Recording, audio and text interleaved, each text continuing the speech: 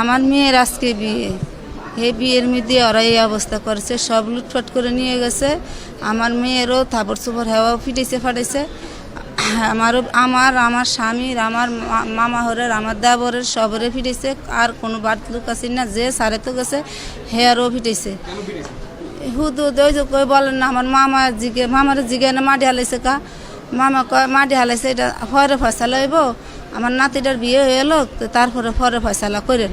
এই লগি ফিটাফিটি করে, এই লুটফাট করে ঘরে হান্না এই সব কিছু লয়েও গেছে। আর ফিটাফিটি করে ফেরে রান্না বান্না সব নষ্ট করে লেছে। জিনিসপাতি স্বর্ণ অলঙ্কার যা আছিল, টাকা পয়সা যা আছিল সব লয়ে গেছে। ঘর দুয়ার ভাঙে একটা গাড়ি না হয় না, বিয়াটি হয় না, গাড়ি গুড়ি আসিল সব ভাঙ্গেছিল, সব নিয়ে গেছে ব্যাটারি।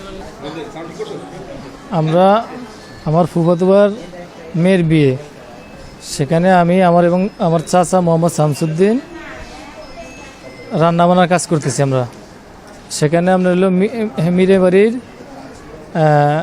ফারুক এবং জসিম এবং হইল ফিরোজ, তারা এসে আমার কাকারে ডাক দেয়। ডাইকে আমার কাকারে নিয়ে যায়, নিয়ে জিজ্ঞেস করে যে এখানে মারি কাটছে কে।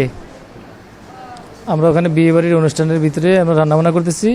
ডাইকে নেওয়ার পর আমি কাকার সাথে গেলাম, যার পর কাকা বলছে যে এখন বিয়ে অনুষ্ঠান চলতেছে, এই জন্য এখানে রাস্তার মেরামতের জন্য একটু মাটি কাটছে।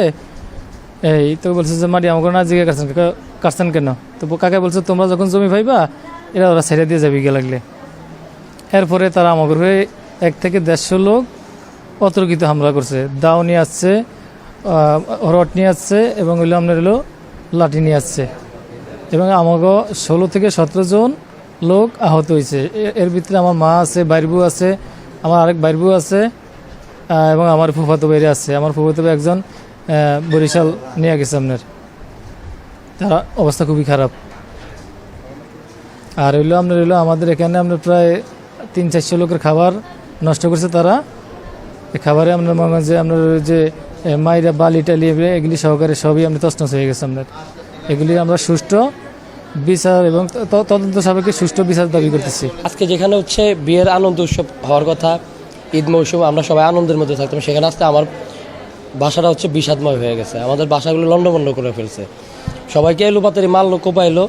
আমরা হসপিটাল আসার পর বাসার মধ্যে যায়, বাসাগুলো তছনছ করছে কোপায়। এবং এই যে 1-150 লোকের যে খাবারগুলো অ্যারেঞ্জ করা হয়েছে, টোটাল খাবারগুলিতে ছাই এবং বালি চালি দিয়ে একদম সব নষ্ট করে দিয়েছে।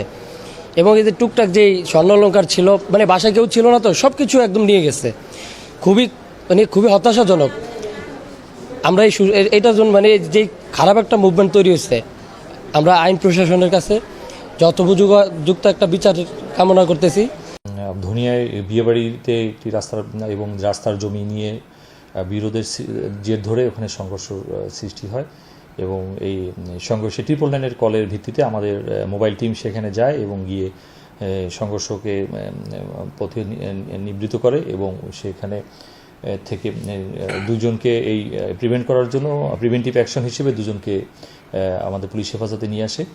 এবং এই সংক্রান্তে আমাদের আরও অভিযান চলতেছে। যারা এই সংঘর্ষে জড়িত তাদের বিরুদ্ধে আইনানুগ ব্যবস্থা নেব। এখন পর্যন্ত আমরা কোনো পক্ষ থেকেই অভিযোগ এখনও পর্যন্ত পাই নাই, তবে আমাদের দুই পক্ষই অভিযোগ করবে এরকম একটা তারা আমাদেরকে জানিয়েছে। তো তাদের অভিযোগের প্রেক্ষিতে আমরা পরবর্তী আইনানুগ ব্যবস্থা গ্রহণ করব।